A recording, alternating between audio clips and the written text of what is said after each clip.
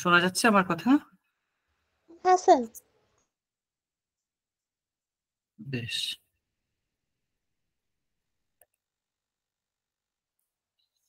শুভ সন্ধ্যা সবাইকে। আজকে আমাদের বিশেষ একটি আলোচনা সভা রয়েছে, আপনারা সকলেই জানেন।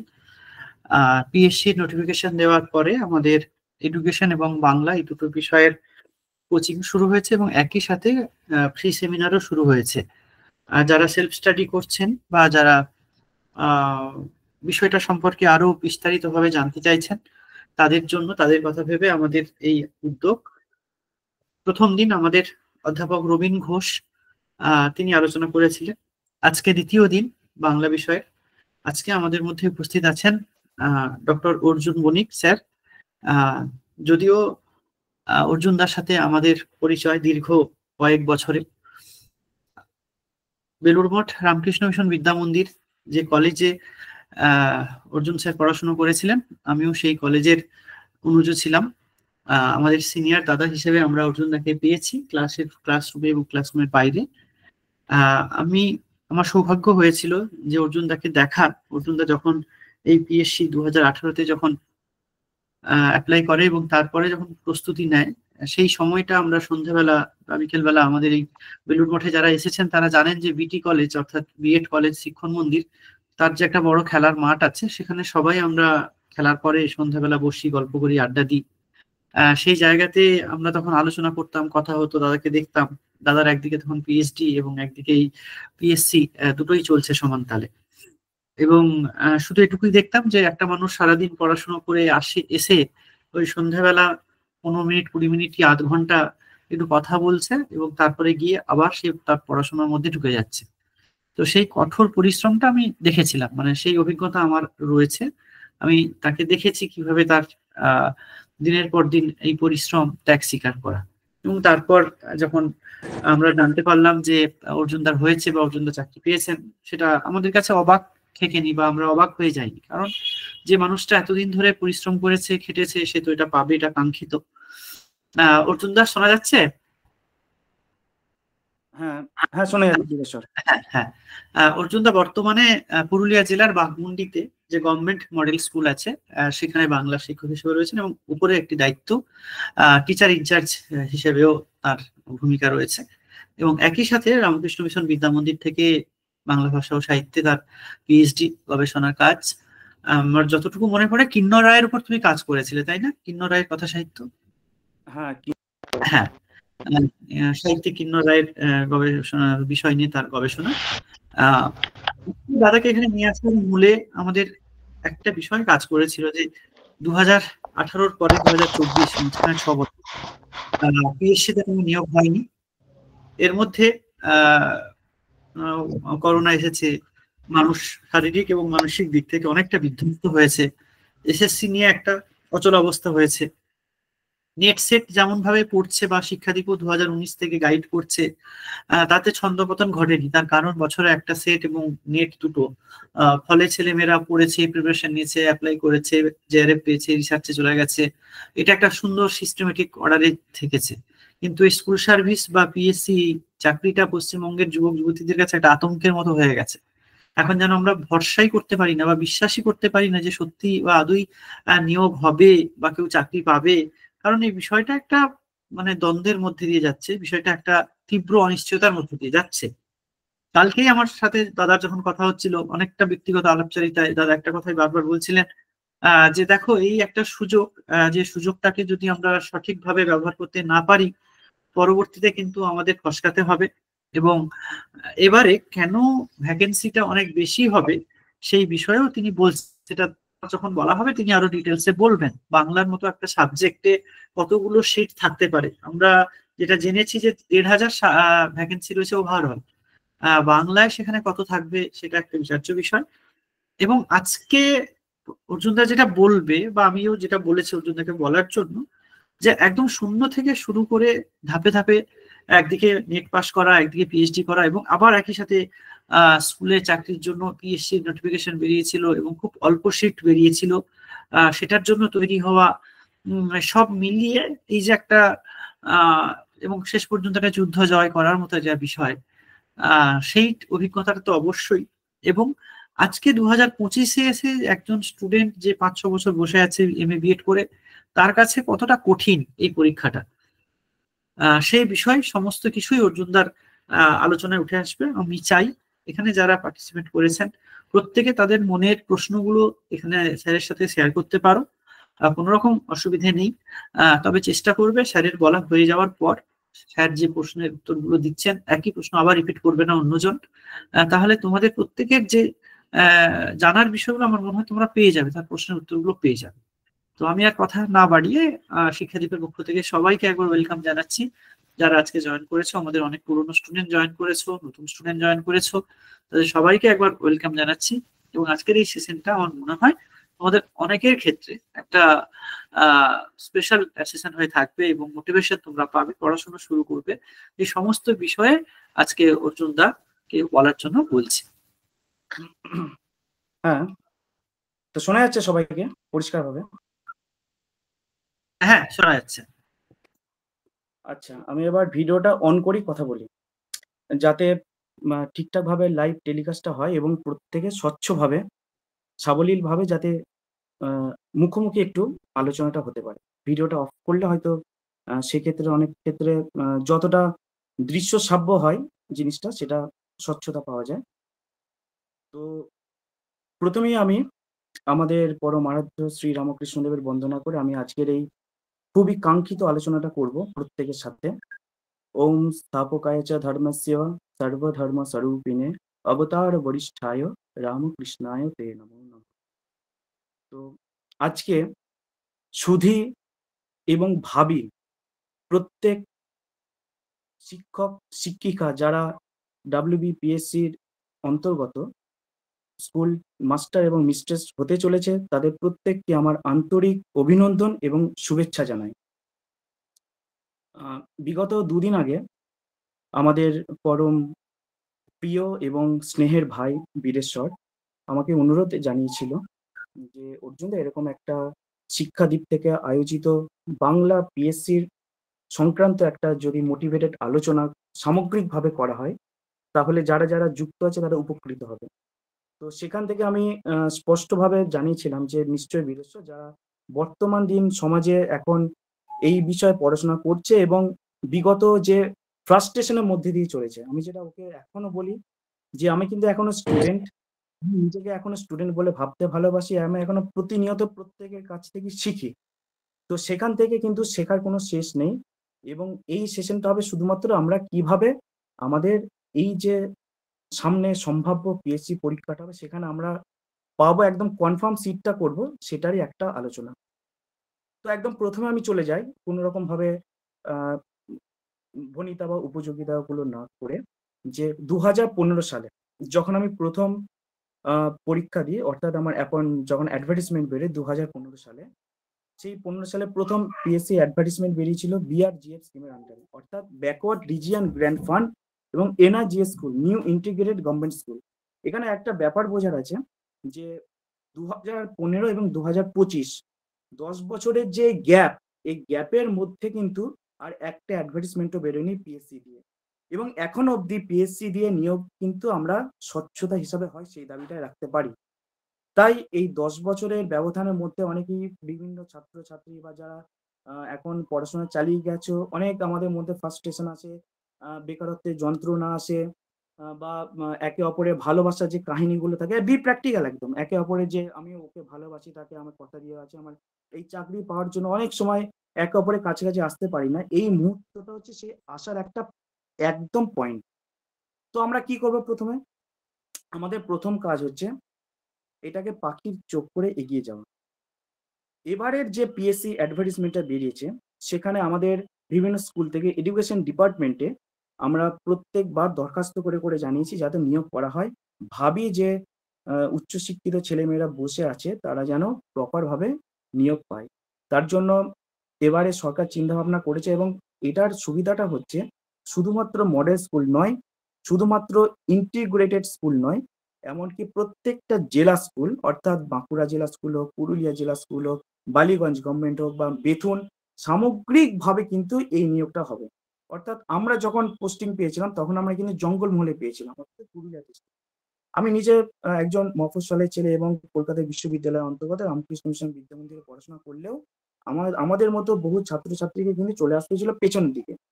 কিন্তু তোমাদের কাছে এই অপরচুনিটি আছে, ভালো র্যাঙ্ক করলে কিন্তু কলকাতা এবং তার তৎসংলগ্ন যে জেলাগুলি আছে, হুগলি হোক, হাওড়া হোক বা ইত্যাদি জায়গায় কিন্তু ভালো পোস্টিং পেতে পারো। কেননা এবার টোটালটা মার্চ করে বেরোচ্ছে। এবার এই প্রসঙ্গে বীরেশ্বর যে অ্যাডভার্টাইজমেন্টের কথাটা বললো ১,৫০০টা সিট, আমি এইটুকুনি বলতে পারি বাংলাতে অন্তত অ্যাটলিস্ট ম্যাক্সিমাম 100টা সিট থাকবেই। আমি কিন্তু রিজার্ভ আনরিজার্ভ টোটালটা ধরেই বলছি। ১০০টা সিট মিনিমাম থাকবেই। তো ১০০টা সিটের মধ্যে যারা যারা তোমরা প্রিপারেশন নিচ্ছ শিক্ষাদ্বীপ থেকে বা অন্যান্য যে কোনো এটাই হোক, কিন্তু আমি যেহেতু শিক্ষাদ্বীপ থেকে কথা বলছি তাই বলবো শিক্ষাদ্বীপ প্ল্যাটফর্মের প্রত্যেককেই কিন্তু এই জায়গাটাকে পেতে হবে। অর্থাৎ আমার জন্য একটা সিট লাগবে, আমি একটা সিটের জন্য কম্পিটিশন করব, সেখানে দেখতে যাব না কতগুলো সিট আছে, কম সিট আছে, কেমন কি কাট অফ মার্কস হলো, কেমন কি স্কোর হলো, সেটা না, আমি আমার নিজ দিকটা ভ্রুক্ষেপ করবো। গেল, তার জন্য কি করতে হবে সেটা আমাদের সব থেকে ইম্পর্টেন্ট ব্যাপার। কি করতে হবে সেটা হচ্ছে এই সেমিনার বা তার আগের যে কোনো সেমিনার শেষ হয়েছে বা শেষ হোক, সঙ্গে সঙ্গে একটা পিএসসি সিলেবাসটা আমাদের হাতের সামনে রাখতে হবে। পিএসসি সিলেবাস বলতে আমাদের WBPSC সিলেবাস কিন্তু বিগত 10 বছর এবং তার আগেও কিন্তু একই আছে। অর্থাৎ 2012 থেকে আমি পিএসসি পরীক্ষা দিচ্ছি। তখন ইংলিশ মিডিয়াম, বেঙ্গলি মিডিয়াম ইত্যাদি ভাবে পরীক্ষা ছিল। তো সেইগুলো এবং diet, district institute of educational training বা পিএসসি যে কলেজ ইত্যাদি সমস্ত পরীক্ষাগুলি আমি দিয়েছি এবং ইন্টারভিউ অব্দি গেছি। তো তখন যে সিলেবাস ছিল এখনকার সিলেবাসও এক। কিন্তু একটা টুইস্ট হচ্ছে বিগত যে কলেজের পরীক্ষাটা হয়েছিল পিএসসির মাধ্যমে, সেখানে কিন্তু 20 নাম্বার একটা ফার্স্ট পেপার WBPSC অ্যাড করেছিল। তো এবার সামগ্রিকভাবে যদি সেই 20 নাম্বার পেপারটা এবারে থাকে, আশা করা যায় এবারে থাকবে, কেননা যেহেতু আগের বারে স্ক্রিনিং টেস্টে ছিল, এই 20 নাম্বারটা কিন্তু মোস্ট ইম্পর্টেন্ট। মানে অনেকেই হয়তো আমরা ভাববো যে মানে অনেকেই আমরা ভাববো বলতে অনেকে আমাদের যারা বাংলা পড়ি বা আর্টস ল্যাঙ্গুয়েজ থেকে আসি, আমাদের কিন্তু জেনারেলি ফার্স্ট পেপারে একটু দুর্বলতা থাকে। কিন্তু দুর্বলতা কাটিয়ে ওঠার একটা সুযোগ হচ্ছে প্রত্যেক দিন কিন্তু 1 থেকে 2 ঘন্টা ফার্স্ট পেপারটা চর্চা করা। সেখানে জিআই, জিকে, একদম রিজনেবল যে ম্যাথ গুলো আছে, ম্যাথামেটিক্স, এবং তার পাশাপাশি আমরা যে ইংলিশ গুলো আছে অর্থাৎ ভোকাবুলারি, বিভিন্ন যে গ্রামারিটিক্যাল যে পার্টস সেগুলো আমরা দেখবো। একদিনে হবে না, প্রত্যেকদিন পড়তে পড়তে কিন্তু আমাদের একটা আয়ত্তের মধ্যে চলে আসবে। আমরা কিন্তু সেখানে টার্গেট রাখবো, মানে আমরা বলতে বেসিক্যালি আমি মিন করছি যারা বাংলা সাবজেক্টের মাস্টার এবং মিস্ট্রেস হতে চলেছে তারা, তাদের কিন্তু শুধুমাত্র টার্গেট থাকবে অন্তত ম্যাক্সিমাম 10 নাম্বার পাওয়া। হয়তো তোমরা অনেকেই বলতে পারো যে স্যার কেন আপনি 10-এর কথা বলছেন, কেন 20-র মধ্যে বেশি নয়? তার কারণ এই 10 পাওয়াটা কিন্তু যথেষ্ট থেকে যথেষ্টতর কঠিন। এখানে 3:1 অনুপাতে নেগেটিভ মার্কিং আছে। সেটা তোমরা প্রত্যেকেই জানো। আমাদের 80 নাম্বার বা 100 নাম্বার যে পরীক্ষায় হোক না কেন, মাল্টিপল চয়েস এমসিকিউ এর মাধ্যমে সাবজেক্টের পরীক্ষা, আমাদের সময় 100 হয়েছিল, এখন 80 প্লাস 20 করেছে। সেখানেও কিন্তু 3:1 অনুপাতে নেগেটিভ মার্কিং, এখানেও নেগেটিভ মার্কিং। এবং এইটাই সবথেকে টার্নিং পয়েন্ট যে তুমি যেন অ্যাটলিস্ট 5 থেকে 6 পাও এবং ম্যাক্সিমাম কিন্তু 10 পাওয়ার চেষ্টা করো। মানে 10-এর ওপর পাও মানে পাবে না তা না, কিন্তু 10-এর ওপর খুব কম সংখ্যক ব্যক্তি পায় আমি দেখেছি আমাদের আর্টস ফ্যাকাল্টি থেকে, এবং সেটা যথেষ্ট স্ট্রং বেসের উপর না থাকলে সেটা হয়ে ওঠে না। তাই সেটাকে পাখির চোখ করতে হবে আমাদের প্রতিদিন অন্তত 1 থেকে 2 ঘন্টা। হ্যাঁ, একজন লিখেছে সুপ্রেদা 70+30, এবার ওটা 70+30 হতে পারে বা 80+20 হতে পারে এরকম, কেন এইটা এখনো এই মুহূর্তে কিন্তু বলেনি, কিন্তু এইটা ধরে এগোতে হবে। কেউ আমাকে জিজ্ঞাসা করছিল স্যার এবার কি থাকবে ফার্স্ট পেপারটা, তো সেই হিসাবে আমি বলেছিলাম দাদা আগের বার থেকে যেহেতু স্টার্ট করে দিয়েছে তাই এবারে কিন্তু থাকারই কথা। তো সেভাবে মানসিকভাবে আমরা ফার্স্ট পেপারটা সেভাবে প্রিপারেশন নেবো, অন্তত দিনে 2 ঘন্টা ধরে দেবো, এবং দিতে দিতে আমাদের যে আয়ত্ত আসবে সেখানে চলে আসবো। আচ্ছা, এবার এটা এই পড়ার ভিত্তি থেকে এবার আমি জেনারেল পেপারের দিকে যাচ্ছি, অর্থাৎ সাবজেক্টিভ পেপারে। হ্যাঁ, সৌমিক গোস্বামী যেটা তুমি মেসেজ করেছো নেগেটিভ মার্কিং, অবশ্যই নেগেটিভ মার্কিং থাকবে। নেগেটিভ মার্কিং 1:3:1 অনুপাতে থাকবে, অর্থাৎ 3টে ভুল প্রশ্নের পিছু 1 নাম্বার করে কাটবে। অর্থাৎ একটা প্রশ্নের পিছু 0.33% করে কাটে জেনারেল। তো এটা কিন্তু অনেকের ক্ষেত্রে আগেবার মাইনাসে মানে তো রান করেছিল। মাইনাসে রান করা মানে মূল সাবজেক্ট থেকে সেটা আরো মাইনাস হয়ে যাবে, আরো সেটা আমাদের র্যাঙ্কিং এর ক্ষেত্রে পিছিয়ে দেবে। তো জেনারেলি এবার আমরা যেটা করব সাবজেক্টের পেপারে, সাবজেক্ট হচ্ছে ব্যাকরণ থাকে এবং সাহিত্যের ইতিহাস, সেখান থেকে যেমন মনসামঙ্গল, চণ্ডীমঙ্গল, ধর্মমঙ্গল এবং তার পাশাপাশি আনুষঙ্গিক গুলো কিন্তু আমাদের দেখে যেতে হবে। প্লাস প্রবন্ধ কাজী আব্দুল ওদুদ, অন্নদাশঙ্কর রায় এবং উপন্যাস আরণ্যক, বলয়গ্রাস এবং কবিতা অর্থাৎ সুভাষ মুখোপাধ্যায়ের কবিতা থেকে আরম্ভ করে যে গুলো আছে সকলের গান এবং সঞ্চিতা কবিতা ইত্যাদি সামগ্রিকভাবে কবিতা, ছোট গল্প প্রত্যেকটা পাঠে কিন্তু 10, 15, 25 এভাবে একটা পাট করে কিন্তু প্রশ্ন আসে। যেহেতু এবারে ফার্স্ট পেপার করে দিয়েছে তাই এইগুলো কিন্তু সমানুপাতিকভাবে কমবে। তাই আমাদের টার্গেট হবে 2 ঘন্টা মানে অন্তত একটা ছক করে নেওয়া। কিভাবে আমরা ছকটা করব স্টাডি যেভাবে আমি করেছিলাম যে প্রত্যেকটা দিন একটা দিন 24 ঘন্টা হচ্ছে। আমরা কখনোই মেশিন নয় যে 24 ঘন্টার মধ্যে এটলিস্ট আ 15 ঘন্টা 12 ঘন্টা দিতে পারবো, কখনো সম্ভব নয়। ধাপে, ধাপে জিনিসটা বাড়াতে হবে। তোমরা ১ম এ আস্তে, আস্তে ৪ ঘন্টা পড়ো। ৪ ঘন্টা কিন্তু পড়তে পারা মানে বিশাল ব্যাপার 24 ঘন্টার মধ্যে। সেটাই আস্তে, আস্তে মাসে তোমাদের বাড়িয়ে, বাড়িয়ে সেখান থেকে ৬ ঘন্টা, ৬ ঘন্টা থেকে ৮ ঘন্টা এবং লাস্ট পরীক্ষার ২ মাস আগে ১০ ঘন্টা এটলিস্ট দিতে হবে। এবং একটা বিষয় মনে রাখবে যে আমাদের এখন সামনে যে অপরচুনিটিটা এসছে সেটা আমাদেরকে কাজে লাগাতে হবে। মোস্ট প্রবাবলি আমার কাছে যতদূর খবর আছে ২০২৬ বিধানসভা ভোটের আগে কিন্তু নিয়োগটা করার চেষ্টা করবে গভর্নমেন্ট। কেননা প্রত্যেকটা স্কুলে কোনো রকম ভাবেই ভ্যাকেন্ট প্রত্যেকটা কম। আমার নিজের স্কুলেও আমি টিএসসি ইনচার্জ হয়ে হতে থাকলেও একজন ছিল তাও তারা রিটায়ার করে গেছে। মানে সরি বেরিয়ে চলে গেছে এবং যারা রিটায়ার্ড পারসন অর্থাৎ এসএসসি স্কুলে যারা 60 প্লাস এজেড পারসন তাদেরকে 65 অব্দি শুধুমাত্র এই স্কুলগুলোতে জয়েন করাচ্ছে, স্কুলগুলোকে জাস্ট রান করার জন্য। সেই হিসাবে মানব সম্পদ হিসাবে প্রত্যেকটা নতুন ছেলেমেয়েদের প্রবলভাবে প্রয়োজন। তাই এটা কিন্তু গুরুত্ব সহকারে ব্যাপারটা দেখছে। অনেকের মনের মধ্যে একটা প্রশ্ন আসবে যে স্যার ওবিসি বি সম্বন্ধে একটা কেস চলছে। তো এটা নিয়ে সরকার কি চিন্তা ভাবনা করছে? ওবিসি বি সংক্রান্ত কেসের জন্যই কিন্তু এই বিজ্ঞপ্তি বা এগুলো কিছুদিন ধরে আটকে ছিল। এখন সেটা সরকার স্মুথলি ভাবে কিছুটা ভেবেছে বলেই কিন্তু মানে নিয়োগের ব্যাপারে চিন্তা ভাবনা করেছে। তাই নিয়োগ হবে কি হবে না, আমরা কতদূর যাবে কি যাবে না এই চিন্তা ভাবনাগুলো মাথায় একদম রাখবে না। পজিটিভ নিয়ে আমরা এগিয়ে যাবো এবং পাবো এটা আমাদের লক্ষ্য থাকবে। এবার আমরা ছোট করে স্টেপ বাই স্টেপ এগোবো। অর্থাৎ কতটা পড়বো না, কিভাবে পড়বো না, কিভাবে মাথায় রাখবো সেটা আমরা খেয়াল করবো। আগের দিন যখন রবীন স্যার একটা খুব ভালো কথা বলেছিলেন যে, এই পড়া কিন্তু মানে কোনো সাধারণ পড়া নয়। অর্থাৎ আমরা সিলেবাসটা দেখতে হবে ছোট, মনে হবে একটা খুব সামান্য পুকুর। কিন্তু যত ভেতরে ঢুকবো আমরা দেখতে পাবো তল কিন্তু পাবো না। কিরকম তল পাবো না? মানে একেকটা প্রশ্ন এমন হতে পারে যেগুলো কোনো প্রশ্ন কিন্তু অ্যাকচুয়ালি নয়। ব্যাপারটা হচ্ছে এরকম, আ একটা কবিতা আমি বলি যে সুভাষ মুখোপাধ্যায়ের 'সকলের গান' বা 'মে দিনের কবিতা'।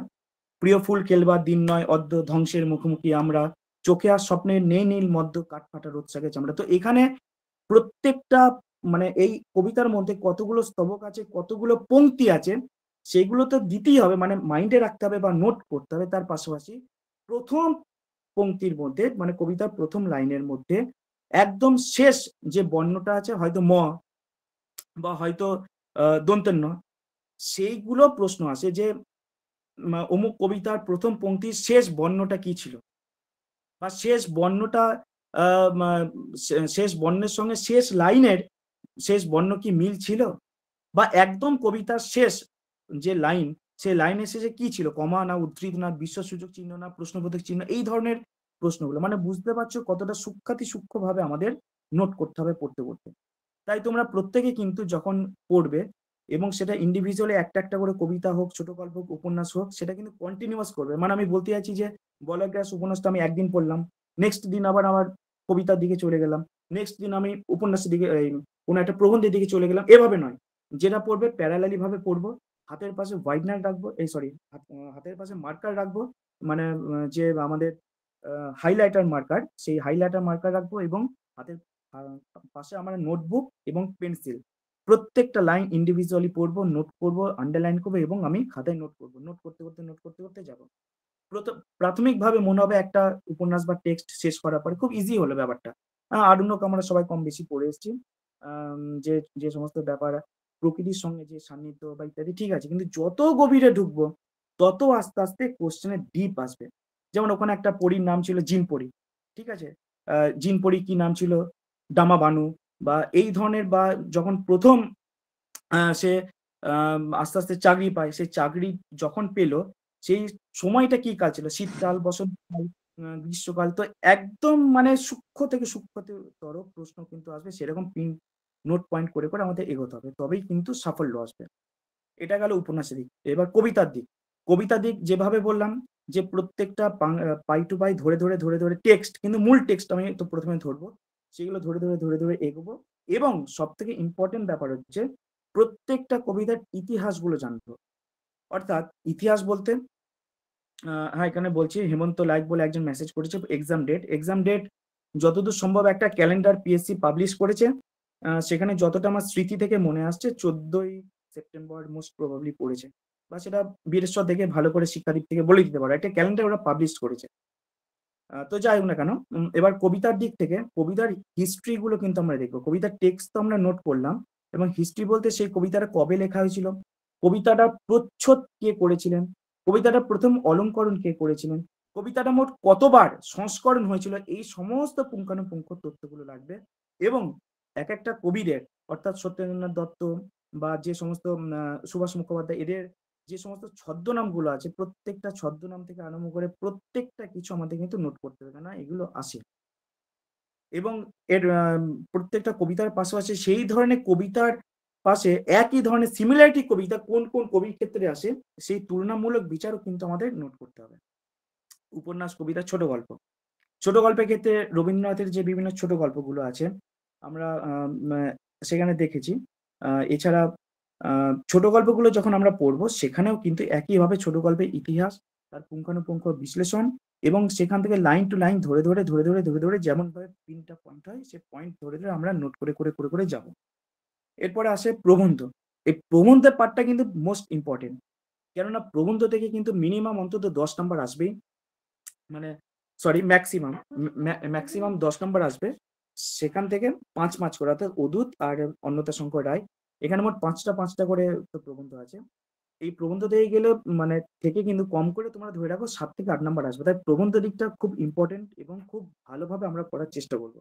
প্রবন্ধে কিন্তু এক কথা যে আমরা কিভাবে একদম শেষের দিকটা পড়বো এবং শেষের দিক বলতে একদম শেষ প্যারাতে কেমনভাবে শেষ হচ্ছে, সেখানে কার কার তুলনা করা হচ্ছে, এই সমস্ত একদম সুবিস্তৃতভাবে।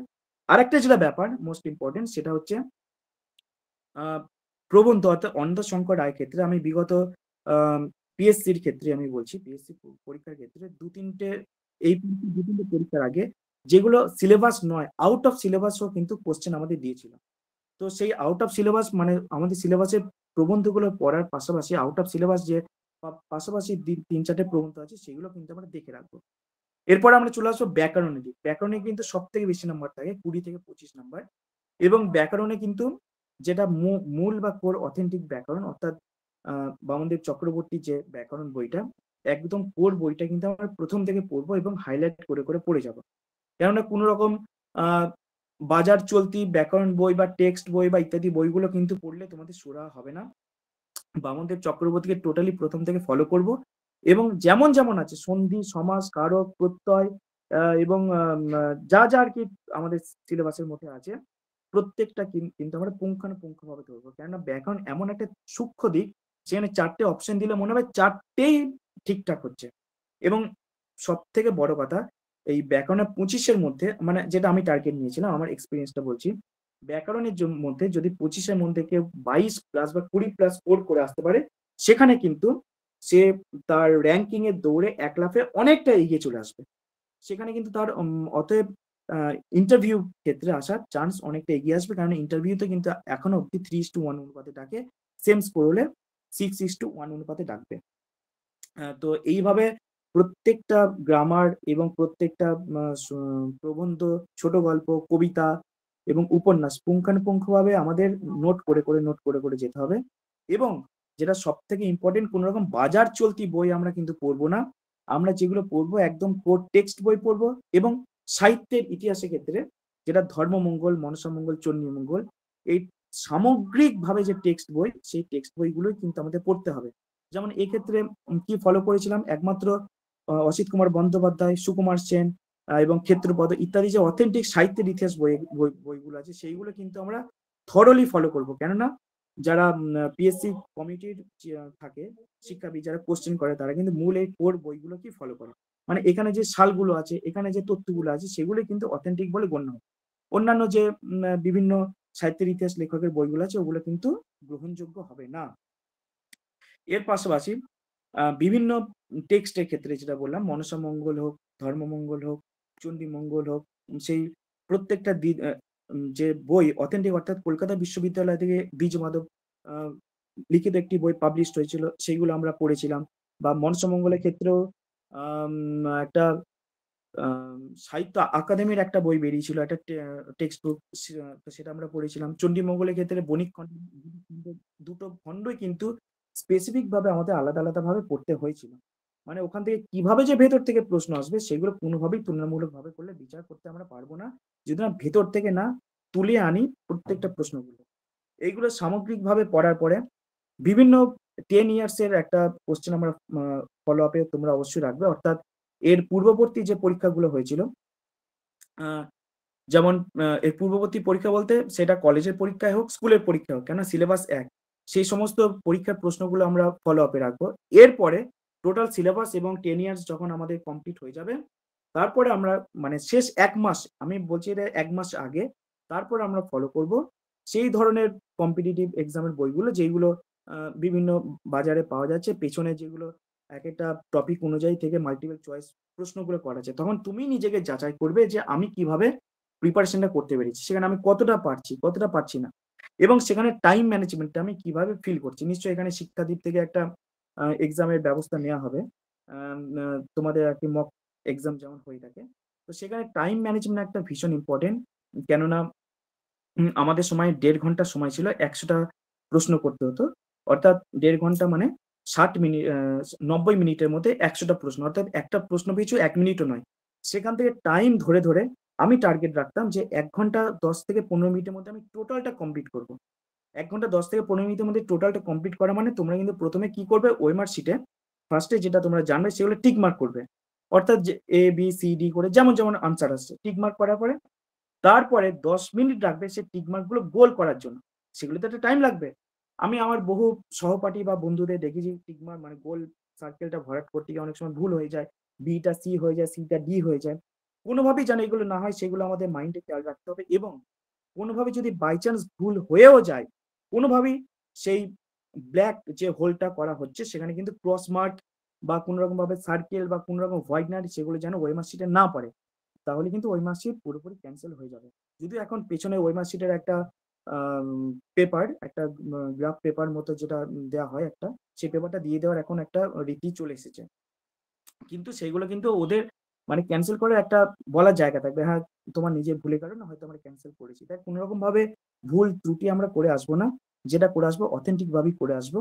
এবং প্রথমে আমরা মূল সঠিক যে আনসার সেগুলোকে চুজ করব প্রশ্নপত্রে, তারপরে 10 থেকে 15 মিনিট রাখবো আমি সেগুলো সেই শূন্যগুলো ওই মার্কশিটে ভরাট করার জন্য, এবং শেষ 5 মিনিট রাখবো যে কোশ্চেনগুলো আমাদের ডাউট আসছে 50-50 করে। এগুলো একটা কিন্তু টেকনিক্যাল পার্ট, মানে ব্যাপারটা আমি বলতে চাইছি, কেউ এই সমস্ত কম্পিটিটিভ এক্সামে যারা অতীব মেধাবী ছাত্র তারাই যে সাকসেস পাবে সেটা কিন্তু কখনোই নয়। সাধারণ এবং মধ্যবিত্ত আমার তোমাদের মধ্যে যারা স্টুডেন্ট তারাই কিন্তু ম্যাক্সিমাম ক্ষেত্রে পায় তাদের পরিশ্রমের দ্বারা এবং তাদের টেকনিক্যাল এই পয়েন্টস গুলোর দ্বারা। মানে আমি একজন যোদ্ধা, আর এই পরীক্ষাটা একটা যুদ্ধক্ষেত্র। একজন যোদ্ধা কিন্তু সরাসরি সবসময় তার শারীরিক মানে কসরতের দ্বারা সে জয়ী হয় না, তার মস্তিষ্কজাত বুদ্ধির দ্বারাও কিন্তু জয়ী হয়। টেকনিক্যাল পার্টটা হচ্ছে সেই মস্তিষ্কজাত আমাদের পয়েন্ট। সেখানে আমরা কি করবো, যেগুলো 50-50 করে পয়েন্টে আসছে, অর্থাৎ বহু প্রশ্ন আমরা নেট দিতে গিয়েও দেখেছি, সেট দিতে গিয়েও দেখেছি আমি, বা তোমরাও নিশ্চয়ই এটা ফিল করেছো যারা দিয়েছো। একটা প্রশ্নের মধ্যে খুব ডাউট হচ্ছে, দুটো 50-50, অর্থাৎ এ বা ডি বা সি বা বি এরকম একটা হবে। তো কোনটা করবো স্যার, কোনটা করবো? এই ক্ষেত্রে কিন্তু সবসময় মাইন্ডে রাখবে 3:1 অনুপাতে নেগেটিভ মার্কিং আছে।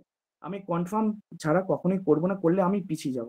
কিন্তু যদি দেখা যায় যে 70টা প্রশ্নের মধ্যে বা 80টা প্রশ্নের মধ্যে বা 100টা প্রশ্নের মধ্যে আমার শুধুমাত্র 80% আমি কমপ্লিট করেছি, অ্যাটলিস্ট 90% আমাকে মানে কনফার্ম করে আসতে হবে। তখন কিন্তু মানে যদি কারো 90% কনফার্ম হয়ে আছে তাহলে সে ডাউটের মধ্যে যাবে না। যদি কারো 80% কনফার্ম হয় তারাই কিন্তু ডাউটের মধ্যে যাবে। এবং যাওয়ার পর যেগুলো 50-50 হচ্ছে, অর্থাৎ আমি মনে করছি একটা কোশ্চেনে আমি একটা এ এলো, একটা সি এলো। তখন আমি দেখব, এটা টেকনিক্যাল একটা পয়েন্ট, ভালো করে মনে করে রাখো, মানে মাইন্ডে রাখো। বীরেশ সরকে আমি আগের দিন বলছিলাম, আমি ওই মার্কশিটের দিকে তাকাবো, ওই মার্কশিটের আনসারটা আমার কিভাবে আসছে। ওই মার্কশিটে তাকালে তো আমি দেখতে পাবো যে ওপর থেকে B, B, B, C, D, A, B, C, D, A এইভাবে। অর্থাৎ মানে যারা কোশ্চেন করেছে বিভিন্ন প্যারালালি একটা করেছে, হয়তো A, A, A, B, B, B, C, D, B, B. তো সেইটা তোমার কিভাবে ছকে আসছে, সেই ছকের মধ্যে ফেলে তখন তোমার 50-50-র মধ্যে যেটা ডাউট হচ্ছে সেখানটাই কিন্তু তুমি পুট করে সেটা আনসারটা করবে। কি বোঝাতে পারলাম ব্যাপারটা? অর্থাৎ ওপরের তোমার আনসার গুলো যেরকম আসছে সেইটার দিকে লক্ষ্য রেখে 50-50-র মধ্যে যেটা তোমার ডাউট আসছে সেটাই তুমি কিন্তু ঘরে পুট করবে। এবং এইরকম ভাবে আমি অ্যাটলিস্ট 90% আমি উত্তর করে দেওয়ার চেষ্টা করব। একদম 100% ন্যাচারালি হয় না, অন্তত আমার পক্ষে হয়নি, আমি করেও আসিনি। আমার স্কোর মোটামুটি 88 থেকে 90% মতো ছিল এইরকম জেনারেল কাস্টে। তো এখন কম্পিটিশন আরো বেশি বেড়েছে। তো জেনারেলি আমি মানে এইটুকুনি বলতে পারি যে 85 থেকে 90% জেনারেল কাস্টে মার্কস অ্যাটলিস্ট উঠবে। আর কলেজের ক্ষেত্রে আমিও ক্র্যাক করেছিলাম ইন্টারভিউ, সেখানেও কিন্তু সেম তাই। কম্পিটিশন আরো এখন বাড়বে, বই কমবে না। তাই এই টেকনিক্যাল পার্টগুলো কিন্তু আমাদের মাথায় রেখে সামগ্রিকভাবে ঠান্ডা মাথায় পরীক্ষাটা দিতে হবে। এবং আমি ঈশ্বরের কাছে প্রার্থনা করব, যারা তোমরা প্রকৃত শিক্ষার্থী, তোমরা নিজেদের পরিশ্রম এবং মেধার দ্বারা এবারে যে এই অপরচুনিটি বা যে একটা সম্ভাব্য অ্যাসিস্ট্যান্ট মাস্টার এবং মিস্ট্রেসের যে পদ বেরিয়েছে সেখানে তোমরা সাফল্যের সঙ্গে যোগদান করবে। এবং এই ক্ষেত্রে বইগুলো কেমন কি পড়তে হবে সেগুলো নিশ্চয়ই শিক্ষাদীপ থেকে বলে দেওয়া হবে। এবং একটা আউটলাইন যেভাবে আমি বললাম যে কোর বইগুলো আমাদের পড়তে হবে, টেক্সট বই তো পড়বই, তার পাশাপাশি প্রত্যেকটা সাহিত্যের ইতিহাস মানে চণ্ডীমঙ্গল, মনসামঙ্গল, ধর্মমঙ্গলের অথেন্টিক যে টেক্সট বই, সেই বইগুলো কিন্তু আমাদের ফলো আপে রাখতে হবে। এবং প্রথম থেকে, অর্থাৎ ফর্ম ফিল আপ এখনো স্টার্ট হয়নি, ফর্ম ফিল আপটা কিন্তু মোস্ট ইম্পর্টেন্ট। প্রথমে একটা রেজিস্ট্রেশন করতে হয়, সেই রেজিস্ট্রেশনের নাম, নিজের ফোন নাম্বার ইত্যাদিগুলো পুঙ্খানুপুঙ্খভাবে সঠিকভাবে দেবে, যাতে কোনো ভাবে ভুল ত্রুটি না হয়। মানে একবারই কিন্তু রেজিস্ট্রেশন করাবে এবং সেই রেজিস্ট্রেশনের থ্রু দিয়ে কিন্তু এখানে অ্যাপ্লিকেশনে ঢুকতে হবে। তাই টোটাল প্রসেসটাই কিন্তু প্রত্যেকটা গুরুত্ব সহকারে তোমরা করবে, কোনোখানে যেন ভুল ত্রুটি না হয়। এবং একটা কথা মাথায় রাখবে যে হয় এবার নয় নেভার। আমাদের 10 বছর বাদে যে সুযোগ এসছে সেখানে আমাদের পেতে হবেই, এবং পেতে হবেই আমাদের একটা মাত্র সিটে। কে কিভাবে স্কোর করছে, কে কিভাবে এগোচ্ছে, কতটা কিভাবে প্রিপারেশন নিচ্ছে ওইদিকে আমি তাকাবো না, আমার নিজের দিকে আমি তাকিয়ে সামগ্রিকভাবে আমি এগিয়ে যাব সকলের সঙ্গে হাত ধরে। আমাদের সকলকে নিয়ে এগোতে হবে, যাতে আমরা সবাই একসাথে পারস্পরিকভাবে মিলিত হয়ে কোশ্চেন আনসার ভাবে সমৃদ্ধ আলোচনার মাধ্যমে আমরা এগিয়ে যেতে পারি এবং আমরা নিজেদের সেই পোস্টে আমরা পৌঁছাতে পারি। এবং এই যে কটা মাস তোমরা ইলেকট্রনিক যা যা গ্যাজেট গুলো আছে, হয়তো ফোন, ল্যাপটপ, কম্পিউটার, টিভি ইত্যাদি থেকে নিজেদেরকে দূরে রাখবে। এবং শুধুমাত্র খেতে, ঘুমানো, যাই হোক না কেন, শয়নে, স্বপনে, যেমন আমরা বলে থাকি, শুধুমাত্র পিএসসি সিলেবাস, তার টেক্সচুয়াল আলোচনা এবং তার যে সমস্ত প্রশ্ন হয় সেগুলো নিয়েই শুধুমাত্র ভাববো এবং আলোচনা করব। মানে আমার সময় আমার একটা ব্যাপার বলছি, আমি কিন্তু ইভেন যখন আমি পটি করতে যেতাম, একদম রিয়েলি যখন আমি পটি করতে যেতাম তখনও কিন্তু আমি সালগুলো মাইন্ডের মধ্যে নিয়ে আমি কিন্তু প্রত্যেকটা রিভাইজ করতাম। ঘুমাতে যাওয়ার আগে আমার কিন্তু মাথার পাশে প্রত্যেকটা বই, নোটস এবং সিলেবাস থেকে আরম্ভ করে টোটাল আউটলাইন করা থাকতো। এবং প্রত্যেকটা দিন কিন্তু আমি মানে যেভাবে বলা আছে মানে চট্টি মুন্ডাকে, খাস না খাস প্রতিদিন তীর ছুড়বি, ঠিক সেভাবে তোমরাও খাও বা না খাও প্রত্যেক দিন ব্যাকরণটা ফলো আপে রাখবে। কারণ ব্যাকরণ জিনিসটা কিন্তু একদিনে গড়ে ওঠা নয়। সাহিত্যের ইতিহাস হোক বা ছোট গল্প, উপন্যাস, এগুলো তোমরা মানে খুব টেনে পড়লে 7 দিনে আয়ত্তের মধ্যে নিয়ে আসতে পারবে।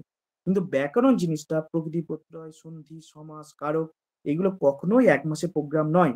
প্রত্যেকটা দিন ব্যাকরণ এবং ফার্স্ট পেপার 2 ঘন্টা 2 ঘন্টা করে দিলে তোমরা আশা করি পরীক্ষার আগে নিজেদেরকে একটা সেই প্ল্যাটফর্মের মধ্যে আনতে পারবে, যে প্ল্যাটফর্মে তুমি নিজেকে জয়ী হওয়ার জন্য এগিয়ে নিয়ে যেতে পারবে।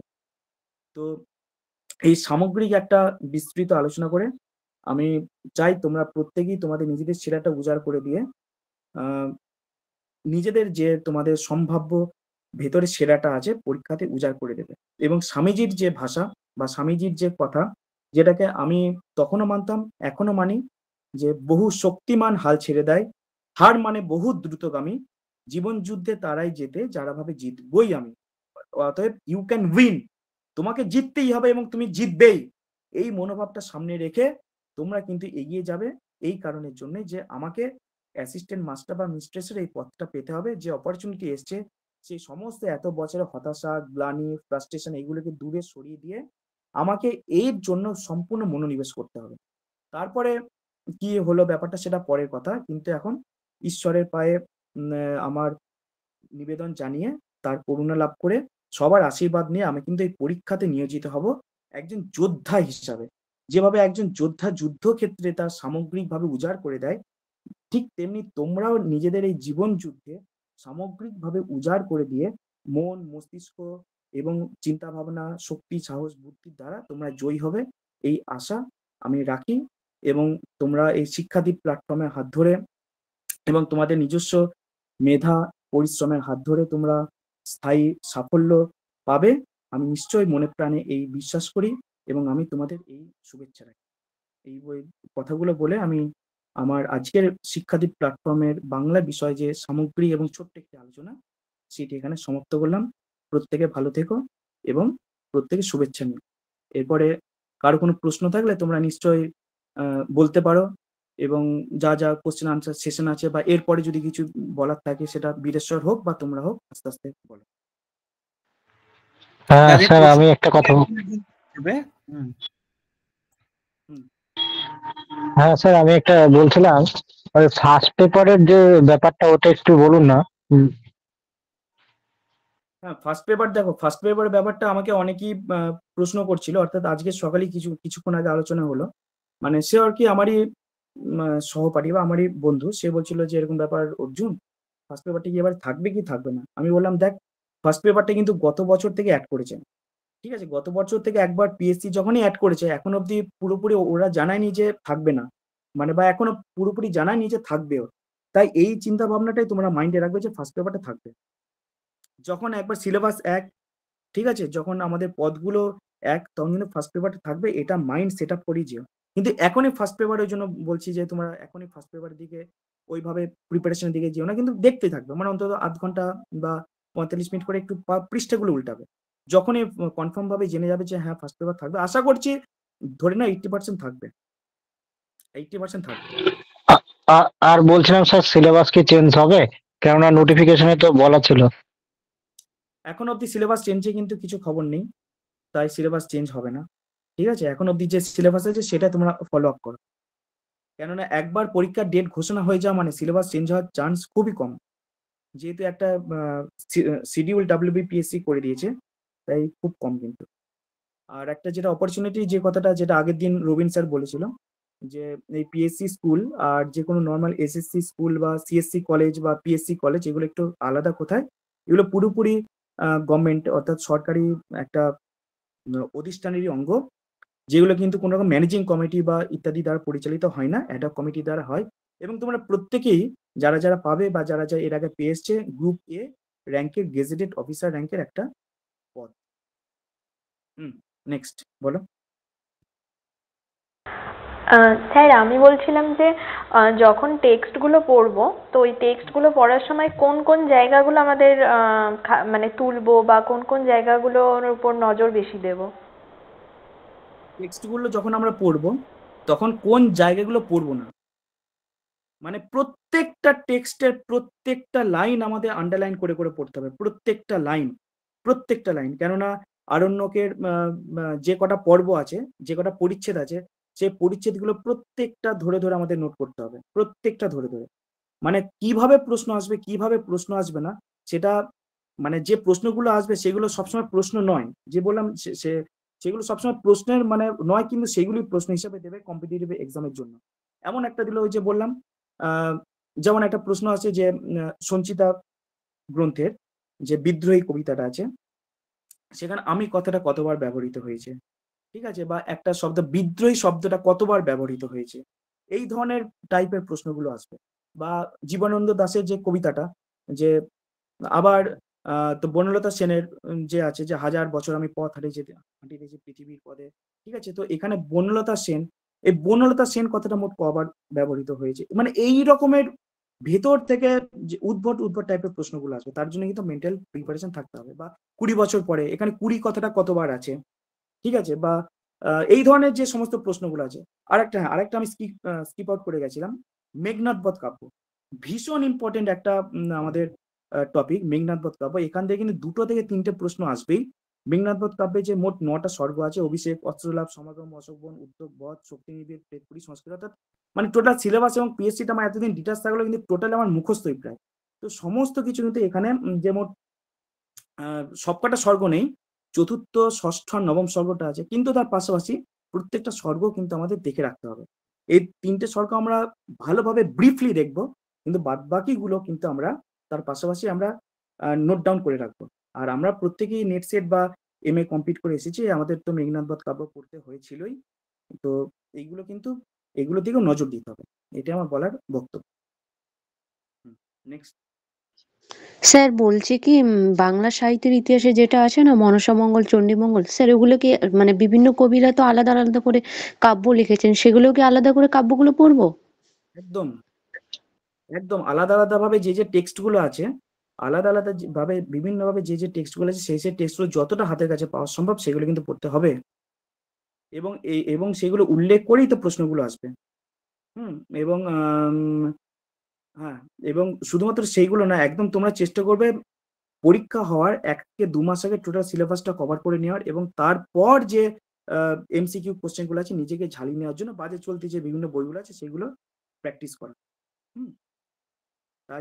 তার জন্য বিভিন্ন লেখকের যে অথেন্টিক গ্রন্থ, মানে সেইগুলো কিন্তু পরপর আমাদের দেখতে হবে। শুধুমাত্র 1-2 জন লেখকের বা কবির, 1-2 জন কবির কিন্তু গ্রন্থগুলো দেখলে চলবে না। সামগ্রিকভাবেই কিন্তু প্রশ্নগুলো আসে, সামগ্রিকভাবে। এই জন্যই বলছেন যে সিলেবাসটা হতে পারে ছোট, কিন্তু এর ব্যাপ্তিটা বিশাল বড়, এবং গভীর, অতল গভীর এখানে। স্যার বলো। বলছি 11-12 এর ব্যাকরণ থেকে কোনো পাঠে প্রশ্ন আসতে পারে? 11-12 যে ব্যাকরণ থাকে, সন্ধি, সমাস, কারকপত্র, সেইগুলি তো এখানে আছে। না 11-12 এর ব্যাকরণ তো আলাদা, ওইগুলো তো 9-10, 7-8, 9-10 এর ব্যাকরণ। 11-12 ব্যাকরণ বলতে তুমি কি বলছো?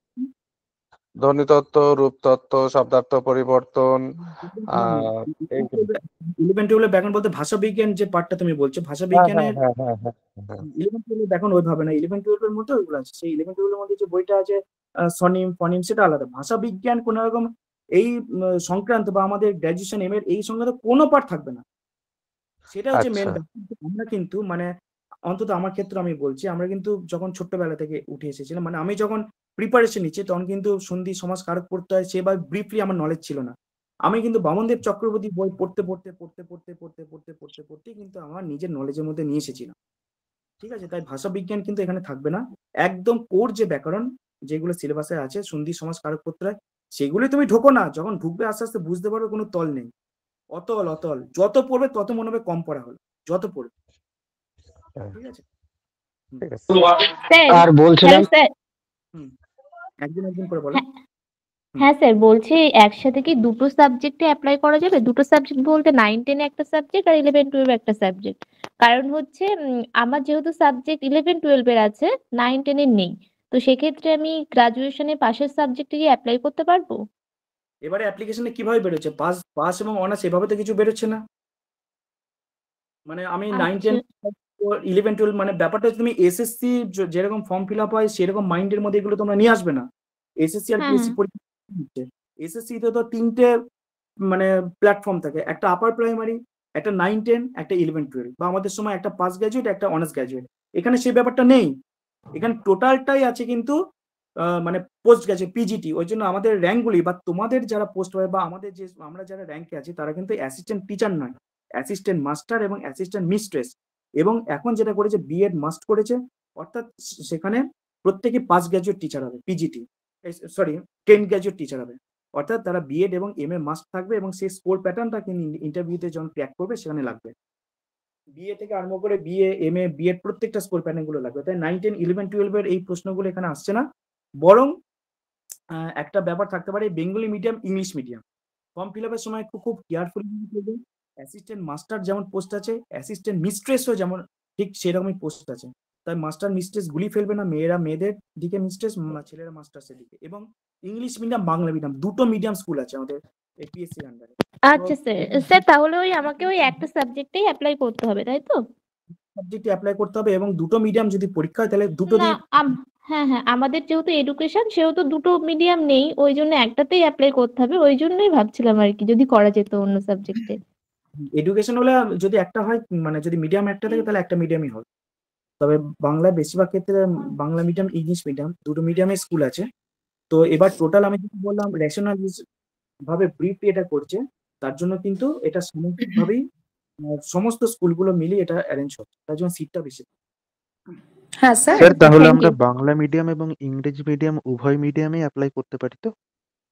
হ্যাঁ, যদি পসিবিলিটি থাকে, ঠিক আছে। ফর্ম ফিল আপের যদি পসিবিলিটি থাকবে, যেমন আমাদের সময়, মানে আমি সালে পরীক্ষা দিয়েছিলাম বিআরজিএফ অর্থাৎ ব্যাকওয়ার্ড রিজন,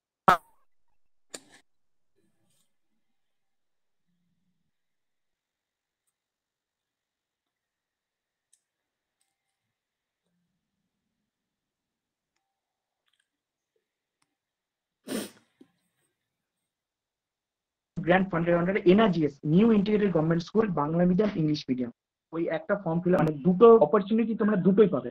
অর্থাৎ বাংলা মিডিয়ামের ক্ষেত্রেও ফেস করতে পারবে, ইংলিশ মিডিয়ামের ক্ষেত্রেও ফেস করতে পারবে। আর যদি সিট ভ্যাকেন্ট বেরোয় ঠিক সেভাবেই মিডিয়াম অনুযায়ী সিট ভ্যাকেন্ট গুলো বেরোবে।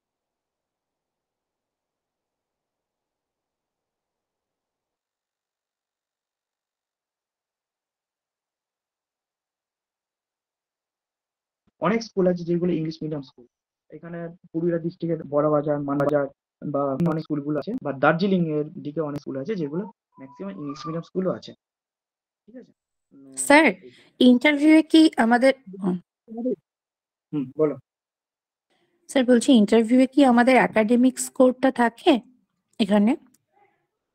ইন্টারভিউতে একাডেমিক স্কোরটা অবশ্যই থাকে, এবং সেখানে 100 নম্বরের একটা ভাইবার প্রতি নাম্বার থাকে, ঠিক আছে। এবং সেখানে ভাইবাটা সব থেকে ইম্পর্টেন্ট হয়, যেখানে এখন ম্যাক্সিমাম স্টুডেন্টরাই বিএ, এমএ বা বিএড ইত্যাদি ক্ষেত্রে 60% নাম্বার পেয়েছে, তাই তাদের এই ক্ষেত্রে এতটা ভেরিয়েশন করে না যতটা ভেরিয়েশন করে 100 নম্বরের ভাইবা এর উপর।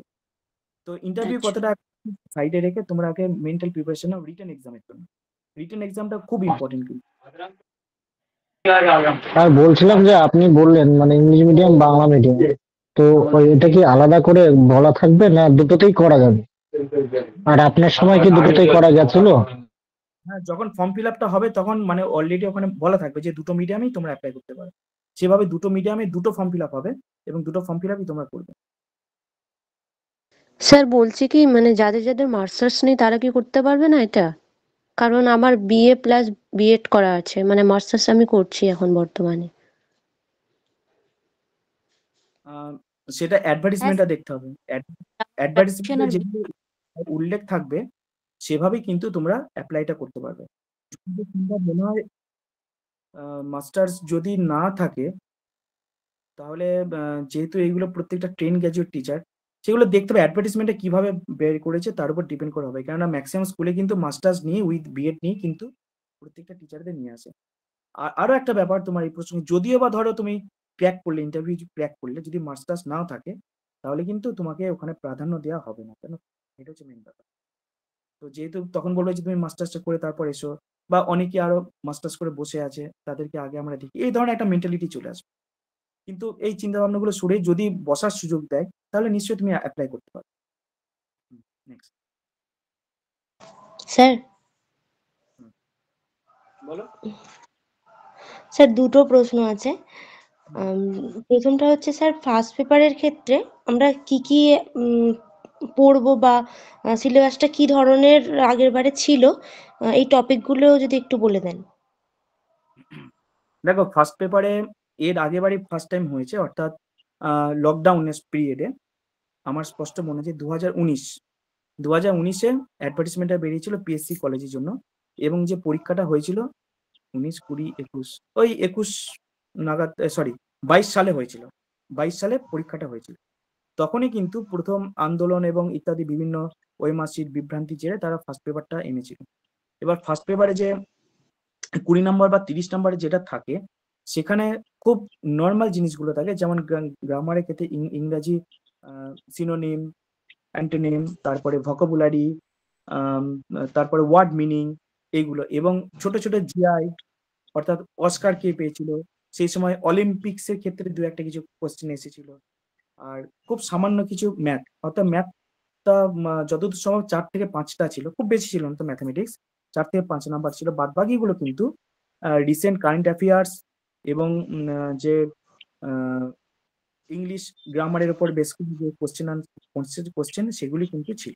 মানে আমি তখন পরীক্ষাটা দিয়ে ঠিক করেছিলাম, এবং সেক্ষেত্রে আমি নিজে টার্গেট নিয়েছিলাম যে আমি যেন অ্যাটলিস্ট 10 পাই, 10 থেকে 12। কেননা আমি জানি স্বল্প সময়ের মধ্যে প্রিপারেশন নিয়ে প্রত্যেকটা আর্টস স্টুডেন্টের ক্ষেত্রে 10 স্কোরটা পাওয়া করা যথেষ্ট কষ্টসাধ্য ব্যাপার। আর একটা স্যার যেটা বলছিলাম, সেকেন্ড পেপারে অর্থাৎ বাংলার বইগুলো যদি একটুখানি নাম বলে দেয়া সম্ভব হতো ভালো হতো স্যার। বাংলা বইগুলোর ক্ষেত্রে দেখো, যেটা আশা করি এখান থেকে শিক্ষাদ্বীপ প্ল্যাটফর্ম থেকে তোমাদের জানিয়ে দেবে বটেই, কিন্তু এছাড়া আমি যেইভাবে ফলো করেছি, প্রথমত টেক্সটগুলো আমরা প্রত্যেকেই পড়বো। টেক্সট অর্থাৎ কাজী আব্দুল উদ্দিনের টেক্সট এখন অব্দি বাজারে যে প্রবন্ধ আছে বেরিয়েছে কিনা জানি না, ওটা জেরক্স করে করে আমরাও পড়েছি। তো ওই ধরনের প্রত্যেকটা টেক্সটগুলো হাতের কাছে আগে রাখবো। সঞ্চিতা হোক বা আরণ্যক ইত্যাদি টেক্সটগুলো, বইগুলো পেয়ে যাবো। এরপরে আসে ব্যাকরণের ক্ষেত্রে কিন্তু বামনদেব চক্রবর্তী এনাফ, মানে ওইটা একদম যারা প্রশ্ন করে তারা কিন্তু ওইটা থেকে ওইটা একদম কোর বই বাংলা, ঠিক আছে? তো ওই বইটা ফলো করবো ব্যাকরণের ক্ষেত্রে। আর প্রত্যেকটা সিলেবাসের টেক্সট বইগুলো পড়বো। তার পাশাপাশি বিভিন্ন সাহিত্য একাডেমি থেকে এক একজন লেখক ধরে ধরে বই বেরোয়, ঠিক আছে? যেমন হচ্ছে সত্যেন্দ্রনাথ দত্তের প্রতি একটা ছোট্ট ছোট্ট দেখবে পেপার ব্যাকে বই বেরোয়, যেগুলো বইমেলা বা বিভিন্ন কলেজ স্ট্রিট থেকে আমি গিয়ে কিনতাম, নজর রাখতাম আমাদের জ্ঞান বৃদ্ধির জন্য। সেগুলো পরবর্তী কাজে লেগেছে। সেইগুলো টোটাল লেখকদের সম্বন্ধে, কবিদের সম্বন্ধেও জানতে হবে। এবং যেটা সাহিত্যের ইতিহাসের ক্ষেত্রে যেটা বললো, বিভিন্ন কবিদের লেখা যে মনসা মঙ্গলগুলো, সেগুলো কিন্তু অথেন্টিক ভাবে আমাদের টিকুটে পড়ে পড়ে নোট করে করে করে রাখতে হবে। এটাই স্যার, একটা প্রশ্ন ছিল, সেটা হচ্ছে আমাদের 100টা যদি সিট হয়, সেক্ষেত্রে ওবিসি, এসসি, এসটি, জেনারেল এরকম তো ভাগ থাকে। তো সেই ভাগের ক্ষেত্রে কখনো কি এরকম হয় যে জেনারেলটাকেই রিজার্ভ করে দেওয়া হলো, যে 70টা যদি জেনারেলের সিট থাকে তাহলে ওবিসি বা এসসি সেখানে ঢুকতে পারছে না, বা এরকম কিছু, সেটা কি হয়? সেটা মোস্ট প্রবাবলি হবে না। মানে 100% রোস্টার অনুযায়ী যেটা হবে, যে কেউ যদি ভালো র্যাঙ্ক করে তাহলে কিন্তু সে ওই ক্যাটাগরির মধ্যে ঢুকতে পারে, ঠিক আছে? এটাই এখন অব্দি ছিল। এটা স্যার আগে জানতাম, কিন্তু পরবর্তীতে দু একটা ক্ষেত্রে দেখেছি যে জেনারেলটাই রিজার্ভ হয়ে যাচ্ছে কোথাও কোথাও। সেই কারণে এই প্রশ্নটা, মানে আমি এটা ক্লিয়ার নই, মানে এটা কেউ যদি একটু স্পষ্ট করে দিতেন খুব ভালো হতো, মূলত ফর্মটা পূরণ করার আগে। আগে অব্দি এই মানে যেমন বললাম এই সার্কেলটাই চলতো। এবার নতুন করে যদি হুম। এরা ভাবে যে যদি 50% জেনারেল সিট থাকে, 100টার মধ্যে যদি 50টা থাকে, এর মধ্যে বাদ বাকি রিজার্ভ ক্যাটাগরি কাউকে ঢোকাবো না, সেটা আলাদা ব্যাপার। কিন্তু যে নর্মাল রুলটা আছে গভর্নমেন্টের ক্ষেত্রে, সেটা ফলো করবে এবং সেটা জানে যেভাবে র্যাঙ্ক করবে সেভাবে ঢুকবে। আচ্ছা, থ্যাংক ইউ সেটাই স্যার। জানা আছে। এবার তারপরে কি করবে কি করবে না সেটা গভর্নমেন্টের ব্যাপার। স্যার বলছি কি, যাদের যাদের বাংলা সাবজেক্ট তারা কি দুটো মিডিয়াম করতে পারবে? মানে এই বিষয়ে একটু যদি বলতেন। দুটো দুটো মিডিয়াম মিডিয়ামে করতে পারবে? হ্যাঁ, মিডিয়াম। বাংলা, ইংলিশ হ্যাঁ মিডিয়াম স্যার। আর বাংলা, হ্যাঁ স্যার, হ্যাঁ। নিশ্চয় পারবে। দুটো মিডিয়াম যদি বেরোয়, দুটো মিডিয়ামে ফর্ম ফিল আপ করতে হবে, এবং সেক্ষেত্রে কিন্তু সম্ভাবনাটা একটু বেশি বাড়বে। তো কেন আমার ক্ষেত্রেই হয়েছিল, আমাদের সময় NRGS English medium Bangla medium দুটো ক্ষেত্রেই বেরিয়েছিল, দুটো ক্ষেত্রেই মানে ক্র্যাক করেছে এবং একইভাবে ক্র্যাক করেছে।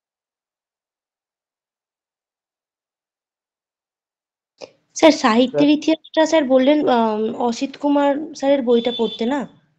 হ্যাঁ, সাহিত্য ইতিহাস কিন্তু একদম কোর যে সাহিত্যিকরা রচনা, যেমন অসিত কুমার বন্দ্যোপাধ্যায়, সুকুমার সেন এবং ক্ষেত্রগুপ্ত, এই তিনটে মেন তো ফলো করবে, ঠিক আছে? সুকুমার সেন, অসিত বন্দ্যোপাধ্যায় এবং ক্ষেত্রগুপ্ত, এই তিনটে।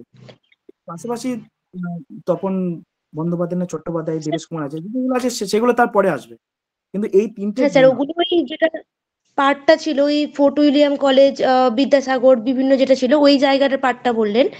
আর এদিকে ওই মঙ্গল কাব্য আর যেটা ছিল ওইটার জন্য স্যার, মঙ্গল কাব্য আর বৈষ্ণব কাব্য যেগুলো ছিল স্যার?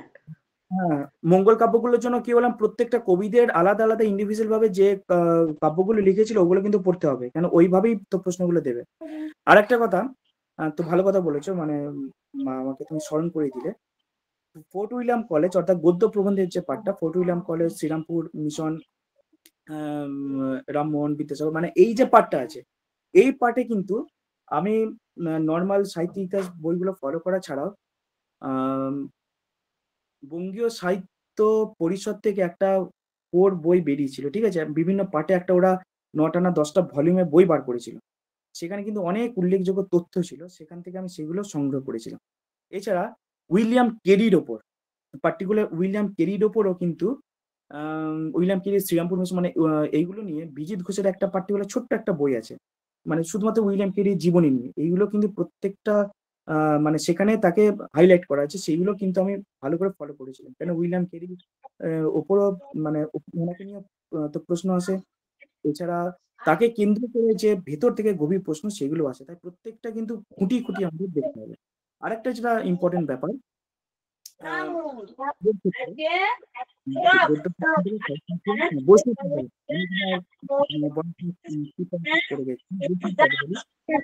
স্যার কথা শোনা যাচ্ছে না, স্যার কোনো কথা শোনা যাচ্ছে না, কারোর একজন আনমিউট করা আছে। কারো যদি স্পিকারটা ইয়ে থাকে একটু ইয়ে করবে, তো মিউট করবে। তো ব্যাপারটা হচ্ছে বৈষ্ণব পদাবলীর ক্ষেত্রে আমি একটু বলতে ভুলে গেছিলাম। বৈষ্ণব পদাবলীর ক্ষেত্রে কিন্তু যে বইটা ফলো করবে, মূল আমরা বৈষ্ণব পদাবলীর কিন্তু কলকাতা বিশ্ববিদ্যালয়ে একটা টেক্সট বই আছে।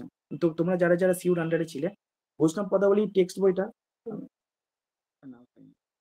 বৈষ্ণব পদাবলী কলকাতা বিশ্ববিদ্যালয়ের আন্ডারে দেখবে একটা বই আছে, সেই বইয়ের প্রত্যেকটা জ্ঞান দাস, গোবিন্দ দাস এবং এদের যে পদগুলো আছে সেগুলো ধরে ধরে আমরা প্রত্যেকটা দেখবো, কেননা এই পদগুলো কোনটা কি পদ, একটা অভিসার হতে পারে, ঠিক আছে, বা একটা মান অনুরাগের পদ হতে পারে, বা এই ধরনের পদগুলো কিন্তু এমন ভাবে এক একটা লাইন তুলে দেবে, আমাদের জাজ করতে খুব ডিস্টার্ব হবে। তাই আমরা কিন্তু ওই প্রথম কলকাতা বিশ্ববিদ্যালয় বইটা ফলো করবো, এবং তার পাশাপাশি বৈষ্ণব পদাবলীর উপর ক্ষুদিরাম বসু না ক্ষুদিরাম দাস একজন আছে, যাই হোক আমি এই মুহূর্তে করতে পারছি না, ওনার বইটা আমি পড়েছিলাম, সেটা ফলো করবো। এবং সনাতন গোস্বামীর একটা বৈষ্ণব পদাবলীর উপর বই ছিল, যতদূর সম্ভব বৈষ্ণব পদাবলীর পরিচয় বা এরকম, তার বইটা ফলো করবো। তো বৈষ্ণব পদাবলীর উপর এই দুটো বই তোমরা ফলো করবে। এক হচ্ছে ক্ষুদিরাম, তো বীরেশ্বর বইটার নাম কি, তো লেখকটা কে ছিলেন, ক্ষুদিরাম বসু নাকি? ক্ষুদিরাম দাস, ক্ষুদিরাম দাস দাদা। ক্ষুদিরাম দাস, মানে এনার বইটা কিন্তু একদম অথেন্টিক বই। তো ক্ষুদিরাম দাসের বইটা এবং সনাতন গোস্বামীর একটা বৈষ্ণব পদাবলীর পরিচয়, এই দুটো বই তোমরা ফলো করলে নাও। তার পাশাপাশি কলকাতা বিশ্ববিদ্যালয়ে যে টেক্সট আছে সেই টেক্সটগুলো আমরা ফলো করবো। ওকে স্যার, সাহিত্যের ইতিহাসের জন্য যে আপনি বইটা বললেন না, বঙ্গীয় সাহিত্য পরিষদ থেকে বেরিয়েছে, স্যার ওটা কি স্যার সাহিত্য সাধক চরিতমালা? এক্স্যাক্টলি সাহিত্য সাধক চরিতমালা।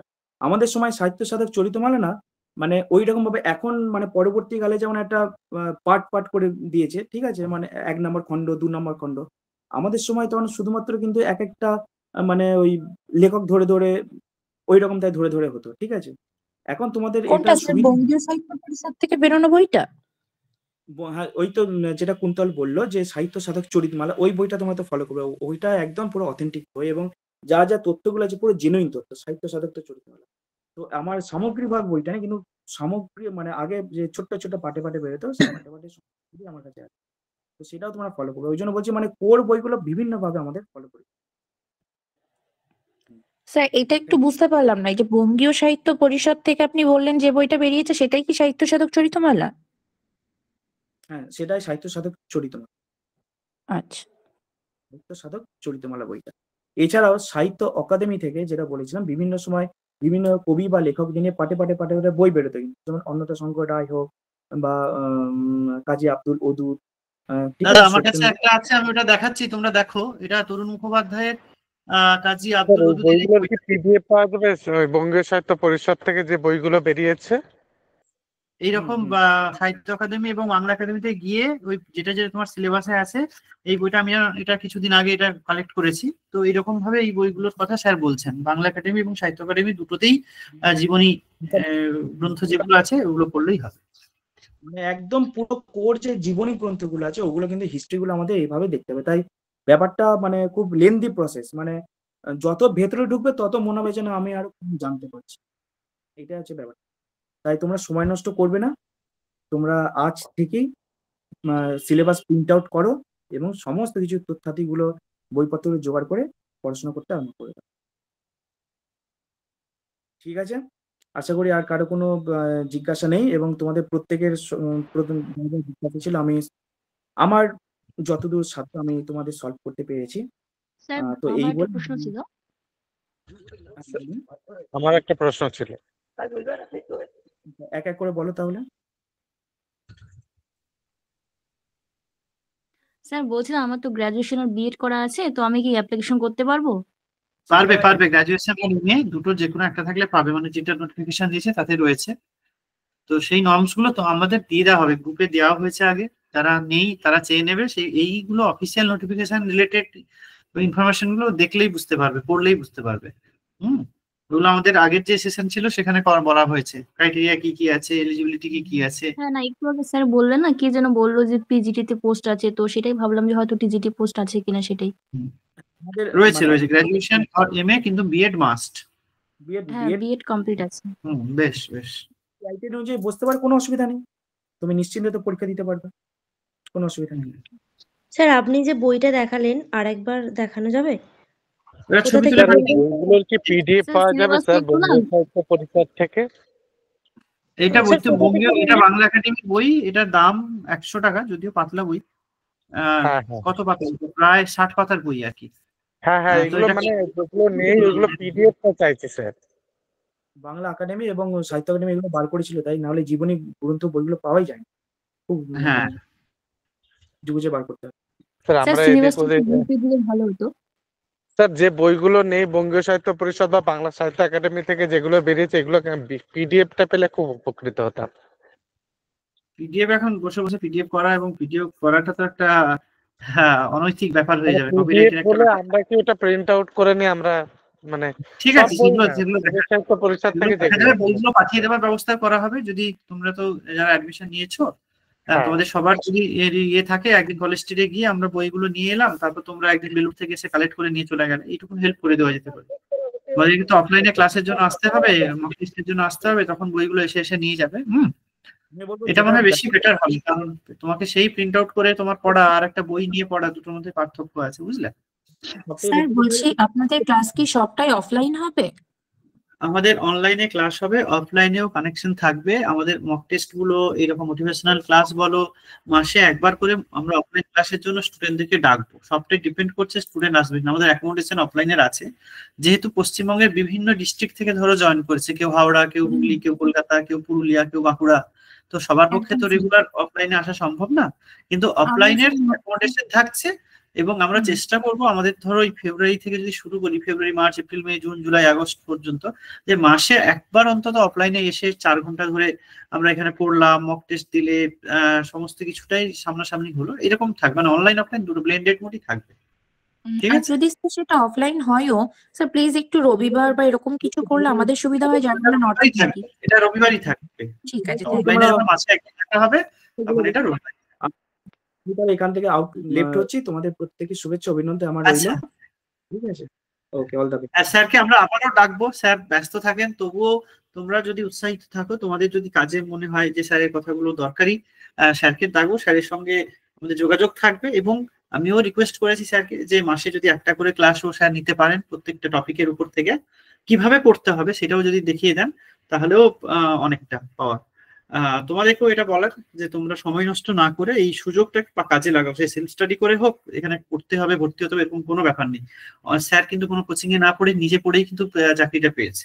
তো তখন 10 বছর, 7 বছর আগে, 8 বছর আগে মানসিক অবস্থা আলাদা ছিল, বা বেলুড় রামকৃষ্ণ মিশনের একটা যে পরিবেশ, সেখানে না পড়ে থাকা যায় না। স্যার যে হস্টেলে থাকতেন, সেই হস্টেলে সবাই স্যার স্কলাররা থাকতো, একজন আরেকজনকে দেখে পড়তে বসতো আর কি।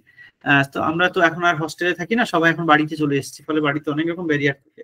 তো তুমি বাড়িতে পড়ো বা নিজে পড়ো বা বাইরের কোচিং এ পড়ো, যাই করো না কেন, পড়াটা যেন পড়ার মতো করে পড়ো, যাতে করে দিনের শেষে একটা জায়গায় দাঁড়াতে পারো। আগের দিন রবীন স্যারও বলেছিলেন, অর্জুন দাও একই কথা বারবার বলছেন, যে এই পড়াটা কিন্তু সে পড়া খেলা নয়, এই পড়াটা এমন ভাবে পড়া যে নিজেকে নিংড়ে দেওয়া। আমাদের প্রত্যেকটা ব্যাচের শুরুতে এই অভিজ্ঞতা দেখি যে এই সেমিনার গুলো বা এই শুরুর ক্লাসগুলোতে সবার ভীষণ উৎসাহ, সবাই খুব হৈ হৈ করে আসছে, শুনছে, প্রশ্ন করছে, ভর্তিও হচ্ছে। ঠিক 15 দিন, 1 মাস, 1.5 মাস যাবে, তারপরে ডেকে ডেকে আনতে হয়, ক্লাস হচ্ছে, কই তুমি কোথায়, নেই কেন, স্যার অমুক, স্যার তমুক, স্যার আমার বাড়িতে এই, স্যার তমুকে, ওই সব করলে তাহলে আর পড়তে আসার বা ভর্তি হওয়ার দরকার নেই, যদি এত তোমার এক্সকিউজ থাকে। হ্যাঁ, আমি তো এই কথাগুলো বললে নিশ্চয়ই অনেক অসন্তুষ্ট হবে, তবুও বলছি, অভিজ্ঞতা থেকে বলছি, যে কোর্স ফি দেয়, ভর্তি হয়, কিন্তু ক্লাসের টাইমে দেখা যায় যে তার নানা কাজ পড়ে গেছে। অত কাজ থাকলে, অত সমস্যা থাকলে ওইগুলো মেটানো দরকার। পড়াশোনাটা করতে গেলে পড়াশোনার মধ্যে থেকে পড়াশোনাটাকে করতে হবে। তো যারা অ্যাডমিশনের ব্যাপারে ভাবছো বলছো, তারা আমি এটাই পরিষ্কার করে দিতে চাই, আমাদের অলরেডি 8-10 জন 12 জন ভর্তি হয়েছে, আরো হয়তো 10-12 জন ভর্তি হবে। আমাদের ওরকম ব্যাপার নেই যে আমাদের 40 জন 50 জন ভর্তি হবে। কিন্তু যারা আসবে পড়ার মানসিকতা নিয়ে আসবে, নাহলে অন্যদের অসুবিধা হয়, এটা বারবার বলতে চাই। যে শুধুমাত্র অন্যজন এসেছে আমিও এসে গেলাম দেখা দেখি, ওটা করো না। মানে পড়তে চাইলে এসো, পড়তে না চাইলে থাকো, কোনো সমস্যা নেই। বারবার তোমাদেরকে আমরা মানে ফোন করে করে বলবো বা হোয়াটসঅ্যাপ করবো বা পরীক্ষা দেওয়ার জন্য বলবো, এটা একটা প্রতিযোগিতামূলক পরীক্ষা, তুমি যতটা পড়বে ততটাই পাবে, এটুকুই আমি বলতে চাই। আর আজকের সেশন আমাদের এখানেই মোটামুটি শেষ হবে। আমাদের সুতপা ম্যাডাম আছেন, সুতপা ম্যাডাম আমাদের বিদ্যাসাগর বিশ্ববিদ্যালয়ে এখন গবেষণা করছেন, যে আরএফ স্কলার, নেট সেটের রেগুলার ব্যাচের ক্লাস নেন, সবাই জানো। এছাড়াও পূজা ম্যাডাম আছে, বেনারস হিন্দু ইউনিভার্সিটিতে এসআরএফ রয়েছেন, তিনিও ক্লাস নেন। এছাড়া আরো আমাদের স্কুল টিচার যারা ব্যাকরণের পারদর্শী, ব্যাকরণ দীর্ঘদিন ধরে চর্চা করছেন, সেই রকম মানুষও থাকবেন। আবার যাদের সাহিত্যের ইতিহাস নিয়ে চর্চা, তারা থাকবেন। টেক্সট যারা খুঁটিয়ে পড়েন বা পড়াতে পারেন, তারাও থাকবেন। আমাদের 1 জন বা 2 জন কোনো টিচার নয়, অন্তত এখানে 5 থেকে 6 জন স্যার ম্যাডাম থাকবেন, এবং প্রত্যেকের এরিয়া ভাগ করা থাকবে, কেউ গ্রামার, কেউ সাহিত্য ইতিহাস, কেউ টেক্সট। এবং প্রতিদিনের ক্লাসেই আমাদের ক্লাস টেস্ট থাকবে। মানে আজকে ধরো এই 2টো সেশন হয়ে গেল, কালকে আমাদের ক্লাস আছে, কালকে প্রথম দিনে হয়তো আলোচনা হলো, কিন্তু পরের ডেট যেগুলো আসবে প্রতিদিন আমাদের এখানে ক্লাস টেস্ট থাকবে। এবং প্রতি মাসে ধরো আমাদের 2টো করে ডেট পাচ্ছি, 8টা ডেট পাচ্ছি একটা মাসে, 8টা ডেটে যতটা পড়া হয়েছে তার নিরিখে একটা মক টেস্ট, প্লাস প্রতিটা ক্লাসে কিন্তু, এটা যারা নেটের স্টুডেন্ট এখানে অনেকেই আছে তারা জানে, যে প্রত্যেকদিন যে টপিকটা বলে দেওয়া হলো, যে ধরো আমরা আরণ্যকটা 4 দিন ধরে করলাম, সেই 4 দিনের ক্লাসে কিন্তু করা হবে, এবং সেখানে প্রশ্ন তোমাকে ক্লাসেই সলভ করতে হবে। এটা বলে দিচ্ছি এখান থেকে, না শুধু মক টেস্টের ব্যবস্থা নেই, শুধু নোটস বা শুধু মক টেস্ট এখনো পর্যন্ত ভাবিনি, কারণ হাতে আমরা অনেকটা সময় পেয়েছি, তো তাই আমাদের পুরো বিষয়টা একটা হলিস্টিক অ্যাপ্রোচ থাকছে। পুরো মক টেস্ট এরকম করে যখন হয়তো দেখবে পরীক্ষার 1 মাস আগে, তখন হয়তো আমরা অ্যানাউন্স করলাম বা হলো। এখন যখন শুরু হয়েছে, এখন আমরা পুরোটা কিন্তু ধরে বেঁধে পড়ার যে ব্যাপার, সেটা কিন্তু থাকবে। এই ছিল আমাদের বিষয়। এবং যদি কারোর এই বিষয়ে আরো কিছু জানার, বা যারা যারা হোয়াটসঅ্যাপ গ্রুপে রয়েছে তারা সেই গ্রুপগুলোতে পোস্ট করে অনলাইন বেসিস ক্লাস কি কি বার হবে, এটা একটা ভালো প্রশ্ন আছে। তার আগে আমি এগুলো ডিটেলস বলছি। আমি সুতপা ম্যাডামকে বলছি যে একটু আমাদের এই নতুন ব্যাচের স্টুডেন্টদের জন্য কিছু বলার জন্য। সুতপা ম্যাডাম আমাদের শিক্ষাদ্বীপেরই, এখান থেকে পড়ে সেট পাস, তারপরে নেট, তারপরে জেআরএফ, এবং নিজে এখন ক্লাস নিচ্ছেন। তো যারা এখানে এসেছে আজকে স্টুডেন্টরা আমাদের, তাদের জন্য কিছু বলার জন্য বলছি তোমাকে। হ্যাঁ, শোনা যাচ্ছে? হ্যাঁ, শোনা যাচ্ছে, শোনা যাচ্ছে। আচ্ছা, স্যার তো হ্যাঁ ম্যাম শোনা যাচ্ছে। বলেই দিয়েছেন অর্জুন স্যার, তো আমার আলাদা করে বলার কিছুই নেই। আমি অন্য একটা বিষয়ে কথা বলবো। পড়াশোনা তো করতেই হবে, সেই সঙ্গে এখানে যারা ক্লাস করবে বা করার কথা ভাবছো, তাদেরকে একটাই কথা, রেগুলার ক্লাস করো, এবং যে মক টেস্টগুলো দিতে বলা হবে সেটা সময়ের মধ্যে অবশ্যই দেবে। এবং এখানকার যারা টিচাররা গাইড করবেন, তাদের কথা মতো চলো। মানে ক্লাসে ঢুকে টিচারদের জন্য বলতে না হয় যে এই ক্লাসে এসো, মানে যেটা আমাদের নেটের ব্যাচে হয় আর কি, ক্লাসে এসো বারবার ডাকতে হয়। তো এটা এখানে করো না, ওখানে তো নয়, এখানেও নয়। আর যে নিয়মগুলো রয়েছে শিক্ষাদ্বীপের, টিচারদের সঙ্গে যোগাযোগ রাখা, বা শিক্ষাদ্বীপের অন্যান্য যে নিয়মগুলো, মানে ক্লাসে ঢোকা 5 মিনিট আগে থেকে 10 মিনিট আগে জয়েন হওয়া, এ ধরনের ছোটখাটো যে নিয়মগুলো আছে সেটা সবাই মেনে চলো। সেক্ষেত্রে সবারই খুব সুবিধা হয়। আর মন দিয়ে তো পড়াশোনা করতেই হবে, স্যার যেভাবে বলছেন, যেভাবে গাইড করবেন, সেভাবেই চলো, আর সবাইয়ের সফলতা আসুক, এটাই কাম্য। পড়াশোনা করো, আমার আর কিছু বলার নেই, আমি একটু ব্যস্ত আছি স্যার। ঠিক হ্যাঁ, আছে। ঠিক আছে। আমাদের ক্লাসের টাইম হচ্ছে সোমবার এবং শুক্রবার সন্ধ্যে 7:30 থেকে। আরেকটা বিষয় বলি, যারা পেপার 1 নিয়ে চিন্তা করছিলে যে একটা এই ধরনের টেস্ট থাকবে ভেবে চিন্তা হচ্ছে, যারা নেটের সিলেবাসের সাথে পরিচিত, নেটের ফার্স্ট পেপার যারা পড়েছো, তাদের কাছে এটা কোনো সমস্যাই নয়।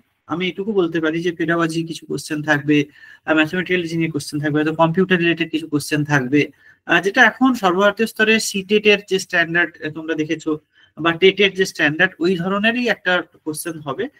ওখানে তোমাদের মজাটা একটাই যে নেগেটিভ মার্কিং, যেখানে নেগেটিভ মার্কিং সেখানেই ভয়, আন্দাজে কিছু দেওয়া যায় না, সিওর শট না হলে সেই অ্যান্সার ছেড়ে দেওয়াই ভালো। তো সমস্তটাই যেমন যেমন গাইডলাইন আমরা পাবো সেই রকম ভাবেই আমাদের হাতে মানে সময় রয়েছে।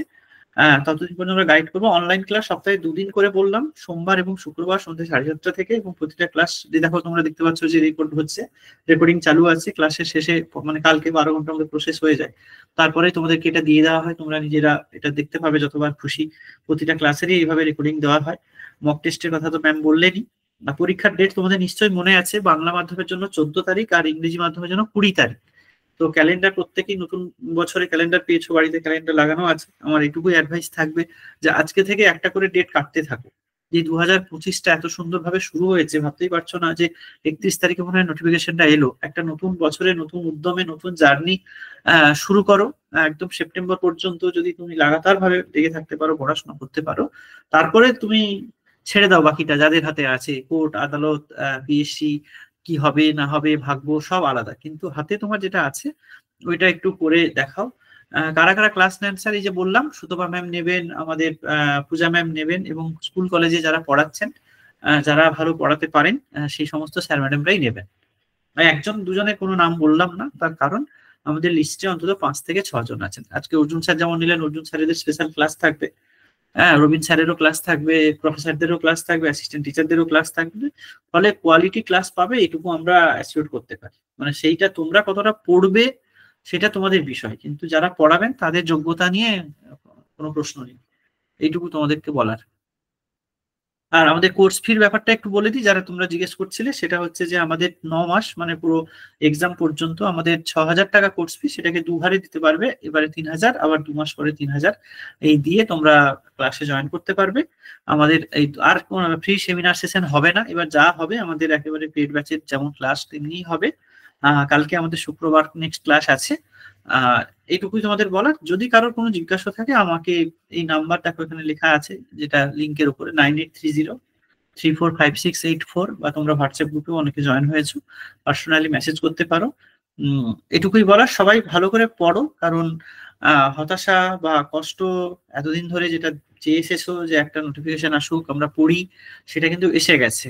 এবার তুমি নিজেকে কতটা তৈরি করতে পারবে সেটাই এখন দেখার। এবং প্রত্যেকে কিছু না কিছু কোনো না কোনো ভাবে কোনো না কোনো জায়গায় এঙ্গেজ আছো, সমস্যা আছে, কিন্তু তার মধ্যেও তোমাকে কিন্তু ওই পাখির চোখ করে পড়তে হবে। যারা সিনসিয়ার স্টুডেন্ট তারা কিন্তু অলরেডি পড়া শুরু করে দিয়েছে।